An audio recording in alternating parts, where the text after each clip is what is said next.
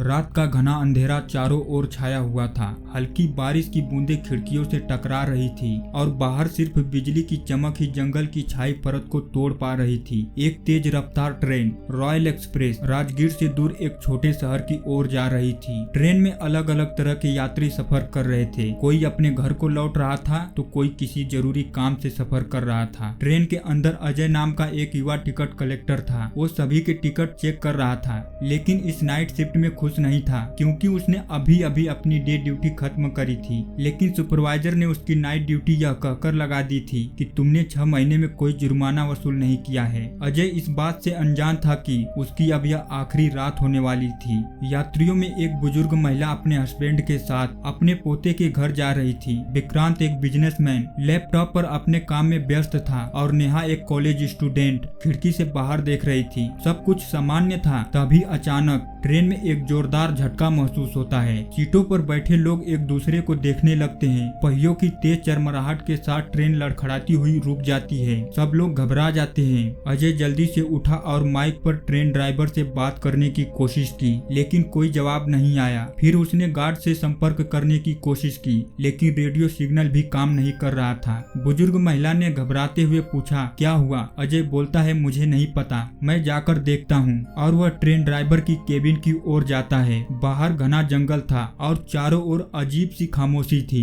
Train की रोशनी दूर तक फैली हुई थी, लेकिन अंधेरे के पीछे क्या छिपा था यह कोई नहीं जानता था। अजय जैसे ही ड्राइवर केबिन के पास पहुंचा, उसने देखा कि दरवाजा खुला हुआ था। अंदर झांकते ही उसके होश उड़ गए। ड्राइवर की सीट खाली थी, लेकिन चारों ओर खून के छींटे पड़े थे। जमीन पर खून के निशान थे जो बाहर जंगल की ओर जा रहे थे। असल में ड्राइवर कारण जानने के लिए केबिन से बाहर निकलता है और पटरी पर कुछ दूर जाने के बाद वह नीचे झुककर देखता है तो उसकी आंखें डर से फैल जाती है। एक विशालकाय जीव ट्रेन के नीचे फंसा हुआ था। ड्राइवर घबराते हुए उसे हटाता है, लेकिन तभी एक भयानक चीख गूंज उठती है। उस आवाज में इतना भयावहता थी कि उसके रोंगटे खड़े हो जाते हैं। डर से कांपते हुए वह तेजी से अपने केबिन की ओर भागता है, लेकिन इससे पहले कि वह सुरक्षित स्थान तक पहुंच पाता, अंधेरे में छिपे वेयरवुल्फ का शिकार हो जाता है। उसकी चीखें हवा में घुल जाती है और ट्रेन के यात्री अनजान रहते हैं कि उनके ड्राइवर के साथ क्या हुआ। अजय आता है पैसेंजर्स के पास जहां सब लोग इकट्ठा हुए थे। ड्राइवर की बात जानकर सब लोग घबरा जाते हैं। तभी विक्रांत कहता है, हमें पैदल स्टेशन तक जाना चाहिए। स्टेशन ज्यादा से ज्यादा 3 या 5 किलोमीटर दूर होगा। हम कुछ घंटों में वहां पहुंच जाएंगे। यहाँ रेडियो भी खराब है, पूरी रात यहाँ गुजारनी पड़ेगी। हम लोग साथ चलेंगे तो कुछ नहीं होगा। ड्राइवर को शेर मार दिया होगा, लेकिन उन्हें नहीं पता था कि इस जंगल में जो है वह शेर से भी खतरनाक है। अजय गेट की चाबी नहीं देता है और कहता है, मदद आने तक हमें ट्रेन में ही रहना चाहिए। रूल्स के हिसाब से हमें इस ट्रेन से बाहर नहीं जाना चाहिए, वरना मेरी नौकरी चली जाएगी। तभी बुजुर्ग औरत बोलती है, मेरे पति ब्लड प्रेशर के मरीज हैं, वह बगैर दवा के इस ट्रेन में पूरी रात नहीं गुजार सकते हैं। हम लोग जाने के लिए तैयार हैं। यात्रियों के फोर्स करने पर अजय दरवाजा खोल देता है। सभी लोग एक लाइन से जाने लगते हैं। कुछ ही दूर जाने पर उन्हें ड्राइवर की डेड बॉडी दिखाई देती है और हर तरफ से भयानक आवाजें सुनाई देने लगती है। सब लोग डर जाते हैं और ट्रेन की ओर दौड़ने लगते हैं। सब लोग तो सेफली ट्रेन के अंदर चले जाते हैं, लेकिन बुजुर्ग औरत के पैर में वेयरवुल्फ काट चुका होता है और उन्हें यह भी पता चल चुका था कि ट्रेन के अंदर पैसेंजर हैं। तभी एक जोरदार आवाज आती है,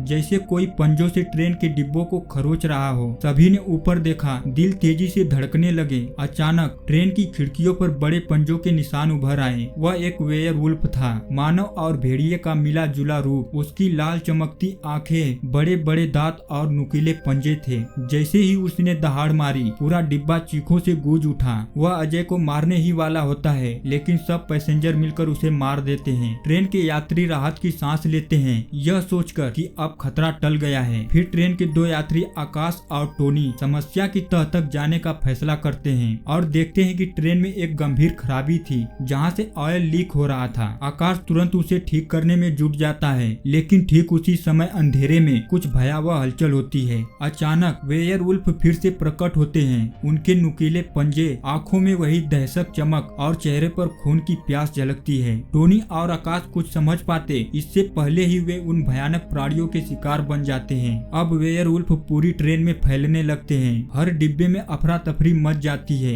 यात्री डर से कांपते हुए खुद को सुरक्षित करने की कोशिश करते हैं। वे घबराहट में डिब्बों के दरवाजे बंद कर लेते हैं, लेकिन खतरा यहीं खत्म नहीं होता। तभी बुजुर्ग महिला की चीख गूंजती है। उसके शरीर में अजीब बदलाव होने लगते हैं। उसके दांत लंबे और नाखून नुकीले हो जाते हैं। देखते ही देखते वह भी एक भयंकर वेयरवुल्फ में बदलने लगती है। विक्रांत हालात को भांपकर उसे मारने के लिए आगे बढ़ता है, लेकिन बाकी यात्री डर के मारे उसे रोक लेते हैं और बांध देते हैं, यह सोचकर कि वह गलत कर रहा है। बुजुर्ग वेयरवुल्फ अपने पति को मारकर विक्रांत के ऊपर झपटती है, लेकिन तभी अजय अचानक सामने आ जाता है। वह तेजी से हमला करता है और विक्रांत को बचा लेता है, लेकिन इधर नेहा को वेयरवुल्फ विंडो से बाहर खींच लेता है। ट्रेन के भीतर अब एक नया संघर्ष शुरू हो चुका था। इस वक्त ट्रेन के अधिकांश पैसेंजर मारे जा चुके थे या वेयरवुल्फ में बदल चुके थे। अब सिर्फ 3 लोग बचे थे, अजय, विक्रांत, जूली। इधर वेयरवुल्फ ट्रेन के अंदर आ चुके थे, इसलिए ये लोग जंगल में भागने की कोशिश करते हैं, लेकिन अजय और विक्रांत भी मारे जाते हैं। अंत में जूली अकेली रह जाती है और वह लगातार दौड़ती रहती है। कहानी के आखिरी में वह किसी तरह खुद को बचाकर स्टेशन तक पहुंचती है, जहां सुबह होने लगती है। जैसे ही सूरज की रोशनी फैलती है, वेयरवुल्फ छिपने लगते हैं। इस ट्रेन के पैसेंजर में केवल जूली जिंदा बची थी, लेकिन उसका संघर्ष और डर अभी भी खत्म नहीं हुआ है।